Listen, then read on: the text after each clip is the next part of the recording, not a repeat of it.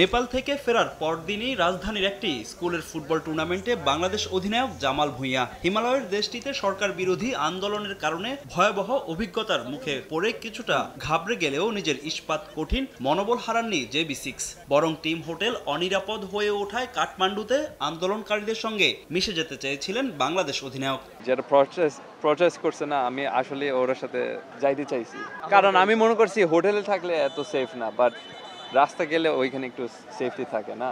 আসলে ওই সময় একটু ভয় পাইছি, কারণ আমরা 4 তলাতে ছিলাম আর আমি আমার রুমে ছিলাম। তো হঠাৎ আমি দেখতেছি স্মোক আসতেছে, তা আমি বাইরে দেখতেছি 2টা বাসায় আগুন লাগাইছে, কারণ ওইখানে একটা MP ছিল।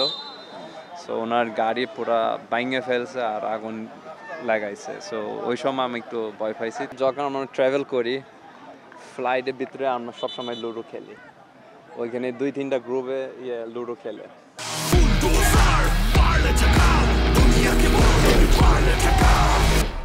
তবে যেই কারণে নেপাল গিয়েছিল লাল সবুজরা, সেই প্রস্তুতিটাই হয়নি ঠিকঠাক। তাই অক্টোবরে হংকং ম্যাচের আগে আরও একটি প্রস্তুতি ম্যাচ খেলতে চান বাংলাদেশ অধিনায়ক। সেই সঙ্গে দল নিয়েও বেশ আত্মবিশ্বাসী জামাল। আমি মনে করি আর একটা ফ্রেন্ডলি ম্যাচ খেললে টিমের জন্য ভালো হবে। ওইখানে কিছু আন্ডার-23 প্লেয়ার ঢুকবে আর আই থিঙ্ক হামজাও ঢুকবে। আমি শিওর না সৌমিত ঢুকবে নাকি না, কারণ উনি ইনজুর্ড লাস্ট 2 মাস। নতুন স্কোয়াড না, বাট সিমিলার যে স্কোয়াডে সাথে ছিল সিঙ্গাপুর, সিমিলার মনে হয় স্কোয়াড থাকবে হংকংয়ের সাথে।